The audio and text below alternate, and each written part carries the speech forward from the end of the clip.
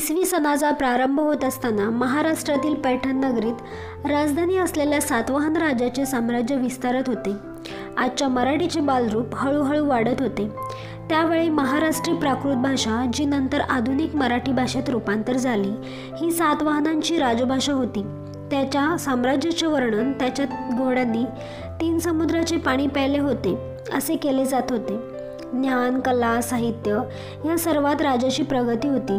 स्थैर्य, सुबत्ता लाभलेल्या सातवाहन राजांनी नवऋतीच्या या लोकरूढीला कालगणनेची जोड दिली आणि इसवी 78 मध्ये शालिवाहन शकाच्या रूपाने मराठी कालगणना सुरू झाली व चैत्र पाडवा म्हणजेच गुढीपाडवा मराठी कालगणनेचा नववर्ष प्रारंभ दिन झाला।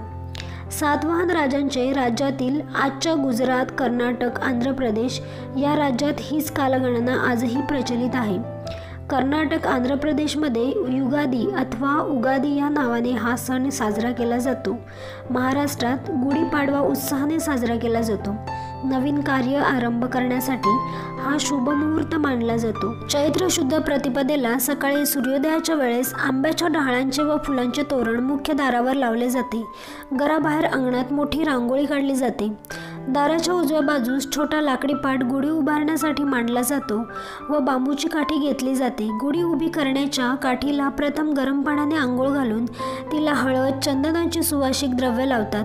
तिच्या टोकाला साडी वस्त्र व त्यावर एक कलश, लिंबाचा व आंब्यांचा मोहर असलेला पाला बांधला जातो। त्यावर फुलांची माळ व साखरेची गाठी बांधली जाते व गुढी उभारून तिची पूजा केली जाते। गुढीला लिंबाचा कोवळा मोहर व गुळ यांचा नैवेद्य दाखवला जातो। गुढी सूर्योदयापासून सूर्यास्तापूर्वीपर्यंत घरावर डौलाने उभी केली जाते। घरात पुरणपोळी केली जाते। पुरणपोळीचा नैवेद्य दाखवला जातो। संध्याकाळी सूर्यास्तापूर्वी गुढी खाली उतरवतात। त्यापूर्वी हळद कुंकू लावून तिची पूजा करून तिला धने व गुळ यांचा नैवेद्य दाखवला जातो। साखरेची गाठी मुलीच्या गळ्यात घालतात। या दिवशी लहान मुलांना इळवणी घालण्याचा प्रघात काही ठिकाणी दिसतो। इळवणी म्हणजे उन्हात पाणी ठेवून त्या कोमट पाण्याने मुलांना आंघोळ घातली जाते। गुढीपाडव्याविषयी काही धार्मिक कथाही प्रचलित आहेत। ब्रह्मपुराणानुसार महाप्रलयानंतर ब्रह्मदेवांनी या दिवशी जगाची निर्मिती केली। या दिवसापासून पृथ्वीवरच्या खऱ्या जीवनचक्राला सुरुवात झाली अशी आख्यायिका आहे। रामाने वनवासानंतर अयोध्येत प्रवेश केला तो हाच दिवस। अयोध्यावासियांनी विजयोत्सवाच्या दिवसाचे प्रतीक म्हणून गुढी उभारून रामराज्याचे स्वागत केले व तेव्हापासून ही प्रथा पडल्याचेही सांगितले जाते। व्हिडिओ आवडल्यास व्हिडिओला लाईक करा, शेअर करा आणि चॅनलला सबस्क्राईब करा।